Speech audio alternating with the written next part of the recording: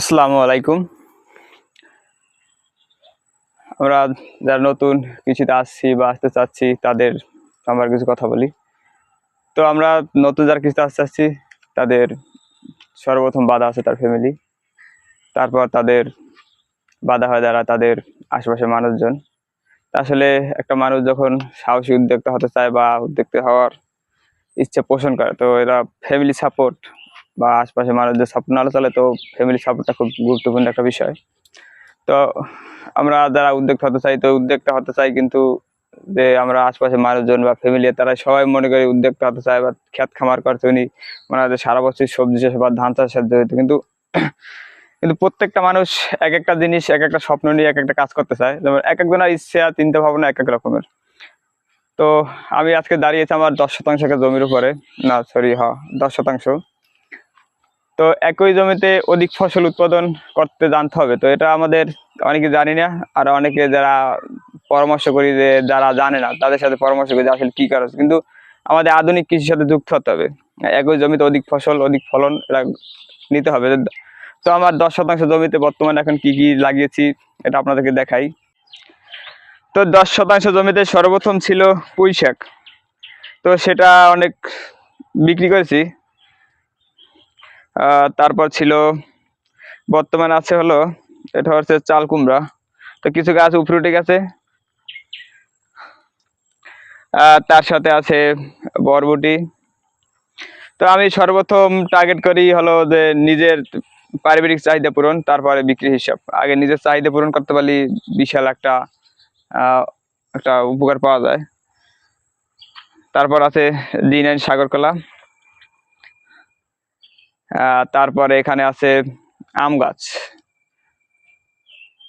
হিমসাগর আম বা অন্য একটা জাত হতে পারে, আমার খেয়াল নাই। তো এটা ভালো জাত আম, খুব সুস্বাদু মিষ্টি, সাতক্ষীরা থেকে আনা।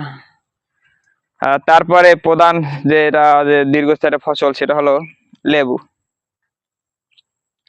তো এটা এখানে প্রায় 30টার মতো লেবু গাছ লাগানো আছে, এই সেটা মিলিয়ে ভালোই পুরো সাইডটাতে।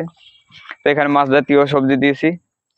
নিচে আছে একটা প্রাকৃতিক মাছের উৎস, এখান থেকে বছরে বিশাল একটা বেনিফিট পাওয়া যায়। আর তার সাথে চারপাশে আছে কলা গাছ।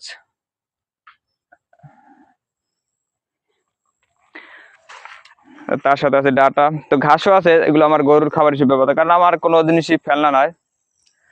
তারপর আছে একটা কাফুলো গাছা, যে আমরা কাফুলো গাছা বেড়া হিসেবে ব্যবহার হয়, স্থায়ী বেড়া। তো এটাও কথা হিসেবে ব্যবহার করা যায়। প্রতি পিস ডাল 30 টাকা 40 টাকা হিসেবে বিক্রি হয়। তো এই সাইডে আজকে গাছগুলো কাটা হলো। তো এখানে কাঁঠাল গাছের একটা গাছ লাগানো হবে, বেশ কত ভালোই গাছ লাগানো হবে। তো এখন পর্যন্ত সংখ্যা বলা যাচ্ছে না যে কতগুলো লাগাবো। তো এখানে ভালো জায়গা আছে, তো চিপের চাপায় লাগিয়ে দেবো। ওখানে আছে কাঁঠাল,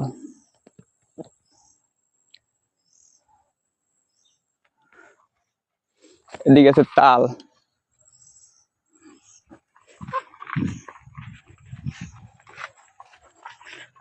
এই সেটটাতে কলা গাছ প্লাস আম গাছ, এই যে তাল গাছ।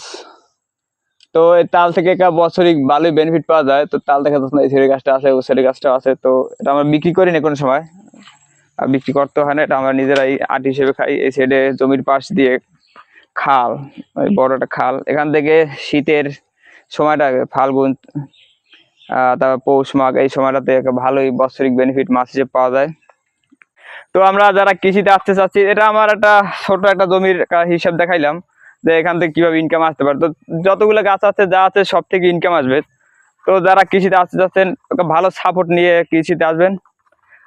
সবার জন্য শুভকামনা, আর আমার জন্য সবাই দোয়া করবেন।